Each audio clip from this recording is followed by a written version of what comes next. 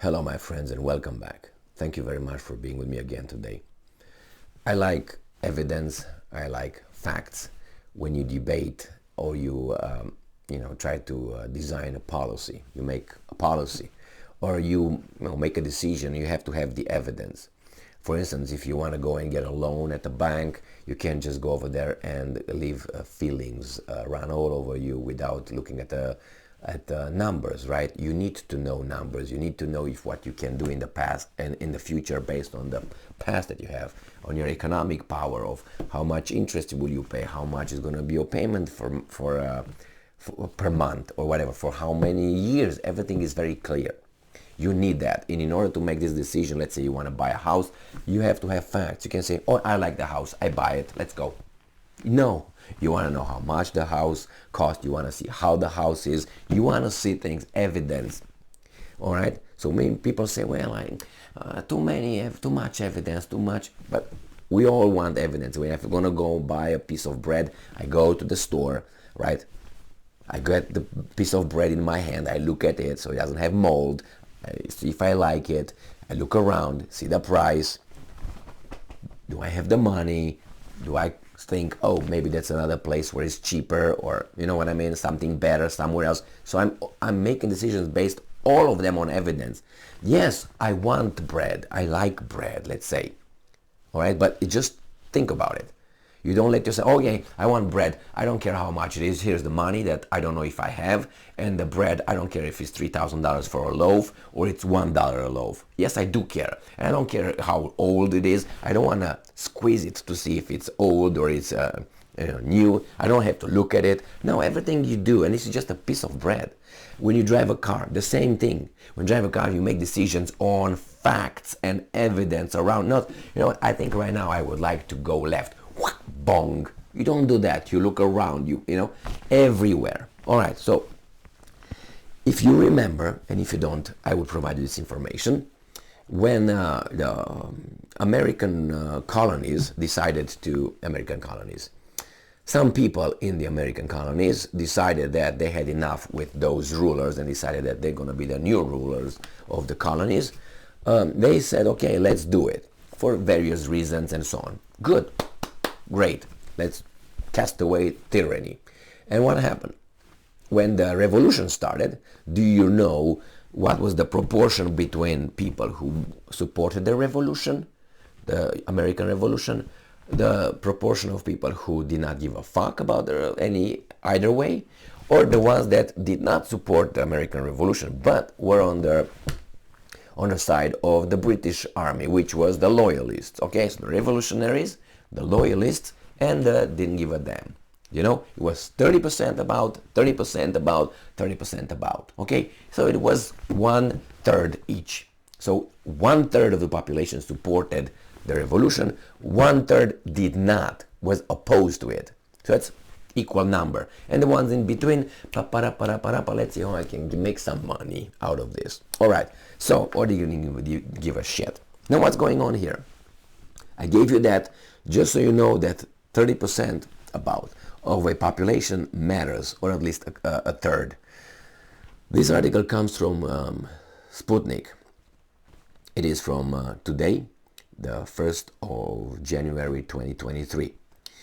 This is the title. Over 30% of Germans believe West should push Kiev into peace talks with Moscow. That's a poll. So 30%. So 30% think that the West, United States, or Germany tried to do something, but Germany's no balls. Like this is in between Germany's legs. Okay, like an ice skating rink.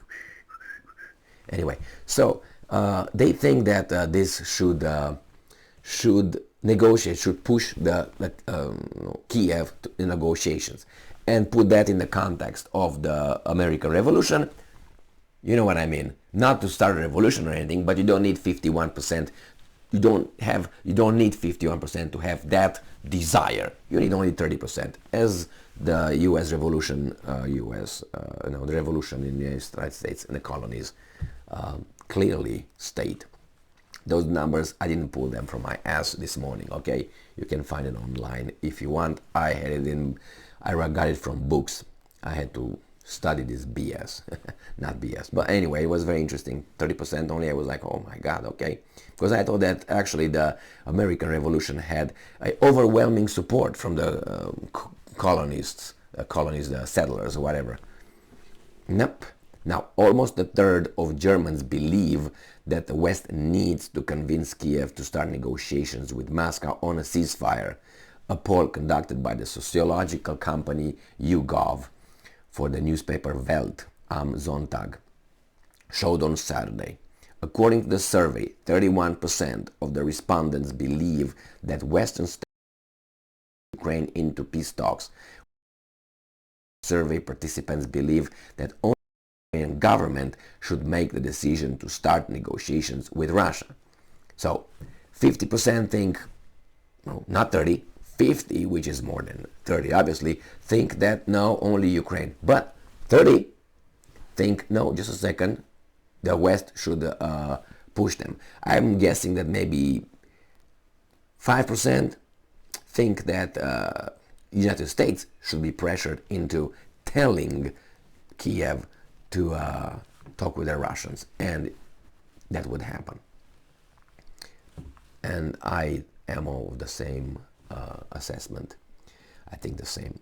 About 31% of Germans support Ukraine's eventual accession to EU and NATO after the conclusion of the peace agreement. Another 13% believe that Ukraine should only join the EU, and 10% think the accession to NATO is enough, the survey showed. At the same time, 26% of the respondents consider Ukraine's accession to NATO and EU as unnecessary, the poll added. According to YouGov, 19% of the survey participants were undecided as to the answers to the questions they were asked. The survey was conducted in from December 16 to 21 with 2,075 people participating. On February 24th, now they tell us what the hell happened over there, but they try to tell us who's who, what's what. We don't go into that. So 50 over a half think no, it's only Ukraine who should decide. Yeah, but I don't think you got, in my, and I can express my opinion on that, I think you don't know how the dynamics run. That should be in a idealistic scenario. The Ukrainians should be the only one. The problem is that these guys don't know, obviously. Probably they don't know what happened in 2014. Probably they don't know that Ukraine's 4 guys over there, Zelensky, Reznikov, Zhmyhal, and Yermak, are kosher, and they're in charge of the Ukrainian nation. So if you say only Ukrainians should be deciding, I don't know who are they thinking about, the 4 guys, or anyway. So that's another thing. I think these guys have good instincts, but I think they don't know anything about certain things. Otherwise, you couldn't really just ignore the fact that all these the supporters, the helpers, they probably think this way. The West is just helping the poor Ukrainians, and they have nothing to do with anything. And it's just the evil Russians who just attacked Ukraine for no reason, just because they're bad. And the poor Ukrainians are the victims, and the guys who lead Ukraine are heroes. I think that's the narrative. Why? Because that's the narrative the mass media pushes forward every day. And much more to that? Yes, much more to that. And it goes, you have to know more. But these guys, obviously, again, only Ukraine. That's true. But it's not about Ukraine and Russia. Do you know that? Well, anyway, maybe you had some conversation with some people who you might have provided the evidence to a certain issue, and they simply refused to discuss it. I mean, they realized, let's say, hey, Gigi, we're in the mountains, all right, go over there and say, okay, Gigi, we have to get that peak, all right, yeah, all right, which route should we go? Should we go that way or should we go this way? And Gigi says, I'm going to go this way. So, okay, I think that we should go this way. All right, and you say, put your thing, and he said, okay, he said, for doing that, you need to do this. That's true, but for doing this, is this. So this is better in a way of, let's say Gigi's right. Is better, is easier, is more enjoyable, whatever the goal is. And I realize that, but I don't want to agree with him. So I ignore. I say, no, I don't want to talk about it. Did you meet this kind of people who realize, they realize, like right now, I realize Gigi's option is better than mine in any way. But I just want to go this way. I want it my way for whatever reasons. And I realize that instead of saying, yeah, Gigi, you know what, you're right. Yeah, that's a better one because we're both going to benefit. Instead of saying that, you don't want to admit that Gigi's option is better. And you just, I don't want to talk about it. But yeah, but we're going to make a decision. Well, I know I'm going to go this way, you go that way. All right, so I think a lot of people in this circumstance look at the Ukraine war this way. If you provide them, some of those guys in the 51%, I would say, or 50%, you provide them with, okay, NATO, okay, Warsaw Pact, remember 1991, no inch further east by NATO, remember? How many were? 5, I think, expansions, NATO expansions, remember that? Remember? Okay, now 2014, remember? Yeah. Overthrow of the legitimate, democratically elected government in Ukraine. With the help of whom? By whom? People died. Immediately the new government recognized by the guys over there who took over illegally through a coup. You remember that? I want to show the context, and they take it only from here. Well, Russia invaded Ukraine. Yeah, you can look at it that way. I mean, yeah. But so anyway, my point here is that you have 30%, which is American Revolution, enough to change, or to change the dynamics in the German society. That means there are people over there who possibly, talking and organizing and putting pressure on the government and what else. They can, make the German government put pressure on the American friends. But as Germany, remember, I don't think we'll be able to do that. They say that if Russia wants, it can stop the war today. So can the United States. It's the same. And if they stop the war today, under what circumstances? It's you don't want peace. I want peace, but under my terms. So you want peace under your terms. That's why there's wars, because we don't agree to the peace terms. That's basically what it is in Ukraine right now.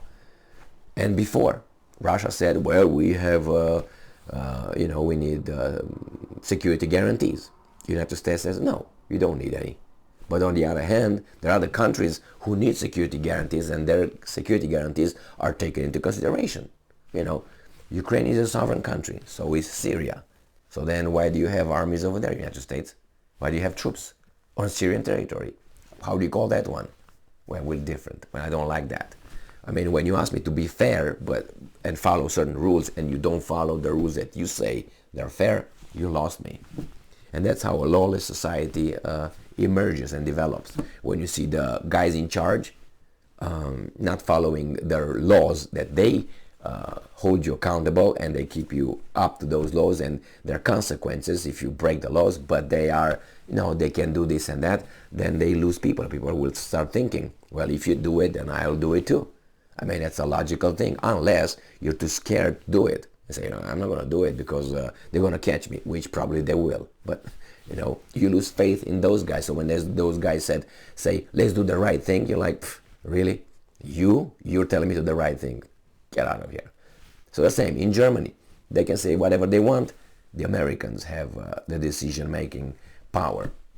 Or the Russians, but the Russians will not turn around unless Putin and his leadership is gone. You know what I mean? We'll see. Thank you very much for being with me again today. Stay strong, stay smart, look for the truth, and be just.